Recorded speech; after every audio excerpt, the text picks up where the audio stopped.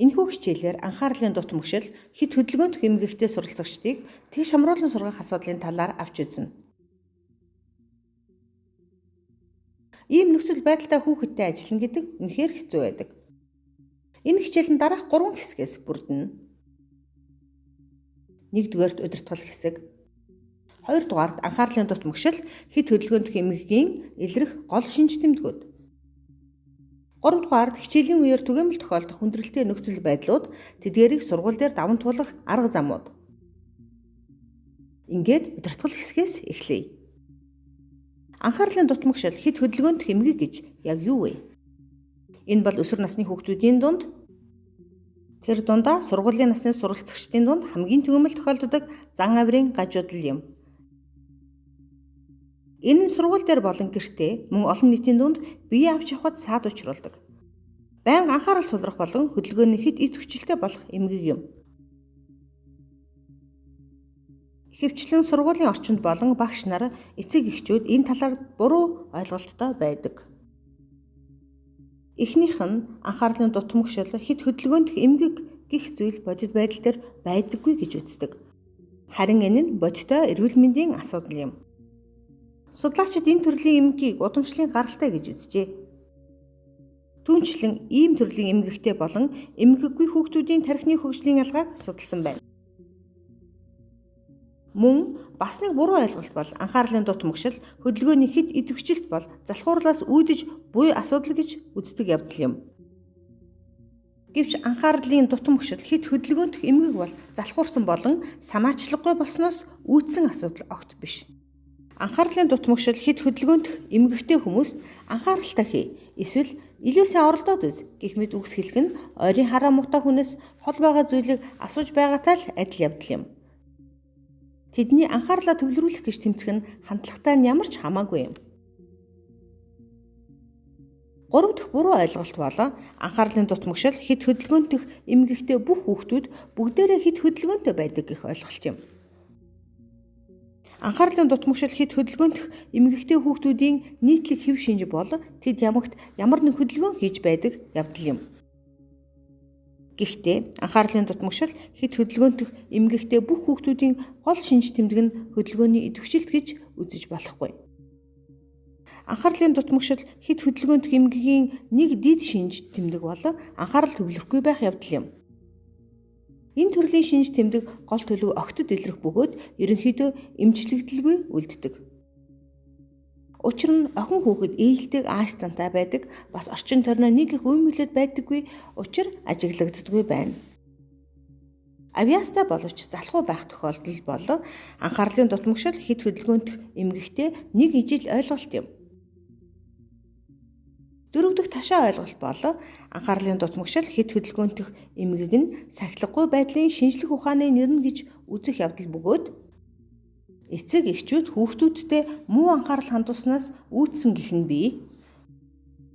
Анхаарлын дут мөшөл хэд хөдөлгөөнтөх эмгэг нь тархины мэдрэлийн хөгжлийн ялгаатай байдлаас үүдсэн болохоос эцэг эхчүүд хүүхдүүдтэй муу анхаарал тавьснаас үүдсэн асуудал биш юм.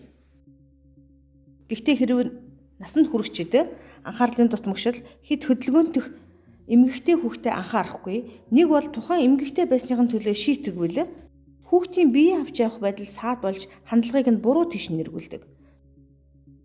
Анхаарлын дут мөшөл хэд хөдөлгөөнтөх эмгэгийн шинж тэмдгүүдтэй байсныхын төлөө шийдэх нь хүүхдийн өөрийгөө үнэлэх үнэлэмжийг бууруулж эцэст нь зан ааш эвдрэх 2 дахь хүчин зүйл эрчимчгэд хүргэдэг байна. Анхаарлын дут мөшөл хэд хөдөлгөөнтөх эмгэгийн гол шинж тэмдгүүд нь ямар байдаг вэ? Анхаарлын дут мөшөл хэд хөдөлгөөнтөх эмгэгийн 2 төрлийн шинж тэмдэг байдаг. Эхнийх нь эмх замбраагүй, зохион байгуулалтгүй, мартамхай, хайнх гих зэрэг зан байдлаар илэрдэг анхаарал муутай байх үзэгдэл юм. Удаах нь маш их хөдөлгөөнтэй байх үзэгдэл бөгөөд ямар нэг бодож төлөвлөсөн зүйлгүй альваа үйлдэл хийх.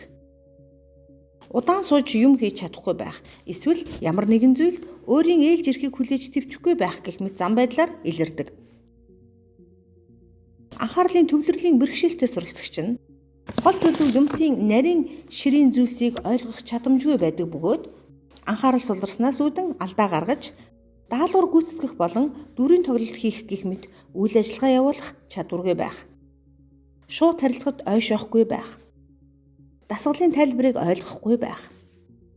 Гэрийн даалгавраа хийж дуусгаж чадахгүй байх. Өгөгдсөн даалгавар үйл ажиллагаагаа зохицуулахад хүндрэлтэй байх.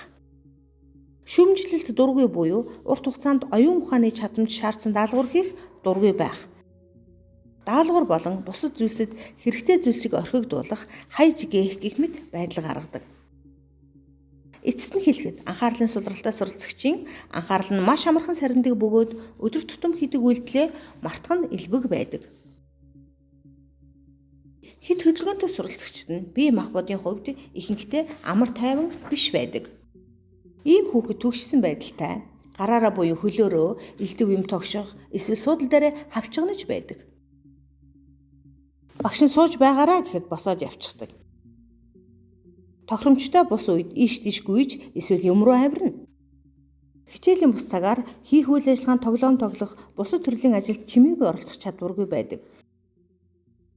Ийм хүүхэд мотортой юм шиг л байдаг. Мөн дэндүү их ярьдаг. Асуулт асууж дуусаагүй байхад л хариулна. Ээлжээ хүлээх чадваргүй. Гэнэт сонин зан ааш гаргаж бусдад саад хийдэг. Анхаарлын дутмагшил хэд хөдөлгөөнтөх эмгэгийн иймэрхүү шинж тэмдгүүд нь боловсролын том сорилт бэрхшээлийг үүсгэж байна. Ийм тохиолдолд сургалтын арга нь суралцагчдын чадварт нийцсэн байх ёстой. Эс бөгөөс суралцагч сургалтын үеэр болон бусад төрлийн асуудлуудыг үүсгэж хичээлийн үеэр ангийг тэр чигт нь уймалдаг. Тиймээс тэгш хамруулах боловсролын үүднээс тэднийг сурч, тоглож, сургуулийн амьдралын бүхэл олон нийтийн үйл ажиллагаанд хувь нэмрээ оруулах, оролцож сургах нь чухал байдаг. Одоо бид анхаарлын дутмагшил хэд хөдөлгөөнтөх эмгэгтэй хүүхдэд туслах шаардлагатай үйл ажиллагааны 4 чиглэлийг авч үзье. Анхаарлын төвлөрлийг дэмжих, зөв зан үйлийг дэмжих, анги доторх нийт хүүхдийн дунд нийгмийн харилцааг нь дэмжих, өөрийгөө эргээр үнэлэх үнэлэмжийг дэмжих зэрэг юм. Хэрв ийм эмгэгтэй хүүхэд анхаарлын төвлөрөлтгүй байх гол шинж тэмдэгтэй бол анхаарлыг нь сарниулахгүй байх нь нэн чухал. Хүүхдийн анхаарлын төвлөрлийг дэмжих олон арга замууд бий. Эхнийх нь анги доторх анхаарал сарнилт өдөөх зүйлсийг хязгаарлах. Суралцагчийг гадна орчны мэдээллийг боловсруулах чадвартай байлгах үүднээс анхаарал сарниулах зүйлсийг хязгаарлах нь зүйтэй. Суралцагч үе тэнгийнхнийхээ үйл ажиллагаанд амархан сатаардаг бол анги дотор суулгах байрлалыг зөв сонгох нь чухал юм. Жишээ нь цонхноос хол, багшид ойрхон, тайван даруухан хүүхэдтэй суулгах. Даалгавруудын дундуур богино хэмжээний завсарлага авч байх нь анхаарлаа үргэлжлүүлэн төвлөрүүлэхэд нэн чухал ач холбогдолтой. Хэдий тэмч анхаарлын дутмагшил хэд хөдөлгөөнт эмгэгтэй суралцагч уйтгарлахаараа маш тааруухан байдалтай болдог. Иймээс анхаарал төвлөрүүлэх хамгийн үр дүнтэй арга нь сургалтын материалаар хүүхдийн сонирхлыг татах бүх төрлийн арга хэрэгслийг ашиглах юм. Үүнд сургалтын интерактив аргыг ашиглах, хичээлийг танилцуулахад хүүхдийг татан оролцуулах, хичээлийн төгсгөлд хөгжилтэй зүйлс ярих, аудио ном, компьютерийн програм, утасны аппликейшн зэрэг олон хэрэгсэл ашиглах байж болно. Мөн багш суралцагчдаас дараах үйл ажиллагааг төлөвлөхийг санал болгож болно. Энэ нь даалгаврыг зохион байгуулахад анхаарах чадварыг хөгжүүлэх нь ач холбогдолтой. Багш, чи одоо юу хийх гэж байна вэ гэж асууж болно. Магадгүй ирээдүйд тухайн суралцагч өөрөөсөө би юу хийх ёстой вэ гэх асуултыг асуух байх. Багш нар чадамжийн арал гэж юу байдгийг олж мэдэх хэрэгтэй. Эдгээр нь суралцагчдын хувийн сэтгэл ханамжийн их үүсвэр болсон үйл ажиллагааны талбар хүрээ юм. Жишээ нь суралцагчийн унших дасгал хийх сонирхол дээр тулгуурлан ажиллах, сонирхдаг сэдвээр нь илтгэл презентац хийлгэх, хип хоп дуу ашиглан гадаад хэл сургах, биеийн тамирын дасгал хийлгэх гэх мэт. Анхаарлын төвлөрөлтийг хэрхэн дэмжих, төвлөрөх чадварыг сайжруулах вэ? Багш суралцагчийн сарнсан анхаарлыг дахин байнга дуудах. сануулгах, товч тайлбар хийх, хувийн дохио зангаа хэрэглэх, анхаарлыг нь татаж төвлөрүүлэх, ямар нэг мэдрэгдэх үс чимээгүй зүйлс ашиглах замаар сарнсан анхаарлыг нь татаж болно. Зан ашиг нь яаж дэмжин төлөвшүүлэх вэ? Багш зан байдлаа зөв авч явах талаар олон төрлийн дүрм журм гаргаж сайшаалын үгээр урамшуулж байх ёстой. Анхаарлын дутмагшил хэд хөдөлгөөнт эмгэгтэй суралцагчид нь ойлгомжтой, тодорхой дүрм журм, цагийн нарийн зохион байгуулалт, мэдхийг хүссэн зүйл, хүлээсэн үр дүнг нь тодорхой томьёолох, зан ашиг нь засаж төлөвшүүлснээр гарах үр дүн зэргийг тодорхой байлгахыг шаарддаг. Хичээл үүмэлэхээргүй бол эрчимтэй хэд идэвхтэй зам байдлыг багш ойшож үзэхгүй байж болох ба ийм байдлыг урдаас анзаарч сэргийлэх. Ялангуяа таагүй ааш авир гаргахаар болж ирвэл мөрдөх ёстой дүрм журмаа ахин тайлбарлаж өгөх хэрэгтэй. Зорилтод зан үйл гэдэг нь багшийн сурагчаас хийж заншихыг хүсч буй тодорхой зохимжит зан үйл юм. Ийм зан байдлыг энгийн эерэг байдлаар жагсаан бичнэ. Тухайлбал ангид гүйхгүй байх гэхээсээ илүү алхаарай гэдгийг зорилттой зан үйл болгон ашиглаж болно. Зан байдал нь суралцагчийн чадвар, хүсэл тэмүүллээс хамааран өөр байдаг. Зарим суралцагчид нэг зан байдалд нь тохирсон бүтэн тогтолцоо хэрэгтэй бол бусдад нь тухайн өдөрт хийх зүйлсээ тэмдэглэдэг жагсаалт хэрэгтэй байж болох юм. Зорилттой зан байдлыг маш тодорхой тогтоох нь чухал. Суралцагчийн санамсаргүй байдлаар хийсэн үйлдэлийг урамшуулах нь зохистой зүйл биш. Дараах жагсаалтанд зорилттой зан байдлын зарим жишээг оруулав.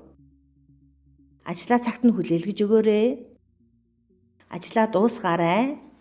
Гараа өргөөрэй. Зааврыг дагаарай гэх мэт. Багш анхаарлын дутмагшил хэд хөдөлгөөнт эмгэгтэй хүүхдийг үргэлж урамшуулж байх хэрэгтэй.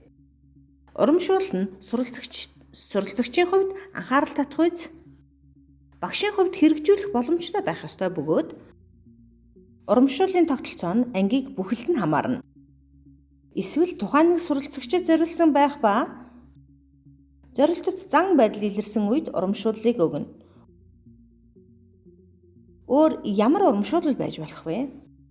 Хичээлээс чөлөөлөх, богино хэмжээний давуу эрх олгох, эсвэл жижиг материалыг шагнал өгөх гэх мэт байж болно. Үгээр урамшуулах нь маш энгийн, тусгай урамшуулал болдог ба аль болох хурдан эсвэл хүлээгдэж буй зам байдал үргэлжилж байгаа үед ч хэлж болно. Чи бүх даалгавраа хийж дуусгалаа. Тун сайн ажиллалаа. Чи өөрийн ээлжийг хүлээж чадлаа. Гайхалтай. Чамайг бусдыгаа сонсож чадаж байгаа чинь надад таалагдж байна. Энэ нь зан төлөвийн тодорхойлолт, онцлогуудын нэрийг агуулдаг. Санал дээрх номнууд, энэ нь бэлтгэл гэсэн үг. Чи сэдвийг бичсэн, энэ нь наривчлал гэсэн үг. Багш нь нийгмийн харилцаа болон ангийн нэгдмэл байдлыг дэмжинэ. Багш нь суралцагчдын танхимын өдөр тутмын амьдралд мөрдөх дүрм журмуудыг гаргана. Үүнд суралцагчдын багийн эрхийг хэлэлцүүлэн тогтоох, өдөр тутмын харилцаанд хүндэтгэх, хүлээн зөвшөөрөх дүрм журмыг гаргах, өөр зам байдлыг тэсвэрлэх чадварын хүрээг тогтоох, харилцан ойлголцол, итгэлцлийг нэмэгдүүлэх, маргаантай нөхцөлийг зохицуулах ангийн дүрмүүдийг тогтоох. Хүүхдүүдийн дунд биесээ таньж мэдэх зорилгоор бүлгийн хичээлийг зохион байгуулах. Эерэг харилцааг бий болгох боломжийг бүрдүүлэх, харилцах. Ангид шинээр гарч буй асуудлуудын тухай хэлэлцэх үүднээс тогтсон дүрмийн дагуу ангийн хурал зохион байгуулах. Сургуулийн янз бүрийн орчин нөхцөлд дасан зохицох чадваргүй суралцагчдыг дэмжих зэрэг багтана. Багш нь ангийн анхаарлын дутмагшил хэд хөдөлгөөнт эмгэгтэй хүүхдийн байр суурийг анги дотор бэхжүүлнэ. Тэдэнд ангийн шинжээчийн үүргээр ажиллах боломжийг бүрдүүлнэ. Үе тэнгийн бүлгийн суралцагчдын дэргэд тусгай үүрэг хариуцлага хүлээлгэнэ. Суралцагчид нийгмийн эерэг дадлаг, туршлага хуримтлуулах нөхцөл бүрдүүлнэ. Анхаарлын дутмагшил хэд хөдөлгөөнд эмгэгтэй хүүхдүүдийг бусад суралцагчид хэрхэн дэмжих талаар уулзалт зохион байгуулна. Зүй бус зан авир гаргах байж болох шалтгаануудыг болон анхаарлын дутмагшил хэд хөдөлгөөнд эмгэгтэй суралцагчдыг дэмжих сэтэл санаачлагуудыг хэлэлцэнэ. Анхаарлын дутмагшил хэд хөдөлгөөнт эмгэгтэй суралцагч нь зохисгүй зан байдлыг засахад туслах үе тэнгийнхний хийж болох үйл ажиллагаануудыг санал болгоно. Өөрийнхөө эерэг дүр төрхийг бий болгох явдлыг хэрхэн дэмжих вэ? Багш эерэг зан байдал, сургуулийн ажилд оролцож байгаа оролцоог магтах ба манлайлах үүрэг гүйцэтгэх боломж олгох. Шинжээч мэргэжилтний хувьд өөртөө итгэх итгэлийг бий болгох.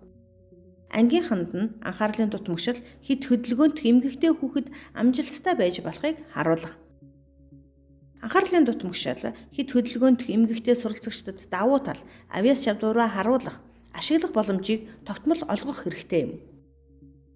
Дүгнэж хэлэхэд анхаарлын дутмагшил хэд хөдөлгөөнт эмгэгтэй суралцагчдад таата сургалтын орчин бий болгох баталгаа нь хэрэв багш сургуулийн орчинд нийгэм сэтгэл зүйн байдлыг нь ойлгож тэднийг дэмжих хэрэгтэйгээ ухамсарлаж нээлттэй уян зөөлөн байж суралцагчдын авьяас чадвар, ололт амжилтыг мэдэрч үнэлж чадвал боломжтой болно. Сургуулийн орчинд анхаарлын дутмагшил хэд хөдөлгөөнт эмгэгтэй хүүхдүүдийн сургуулийн орчин дэх нийгэм боловсролын үйл ажиллагааг хангахын зэрэгцээ нийт ангийн сурагчдын аюулгүй байдлын журмыг дагаж мөрдөх нь хэм хэмжээ стандартыг тогтооход нэн чухал юм а. Энэ нь практиктээр боловсролын заах арга зүй, сургалтын хэлбэрүүдийг анхаарлын дутмагшил хэд хөдөлгөөнт эмгэгтэй хүүхдүүдийн бодит чадвартай холбох, тэдний бүрэн чадамжийг ойлгож хүлээн зөвшөөрөх гэсэн үг юм а.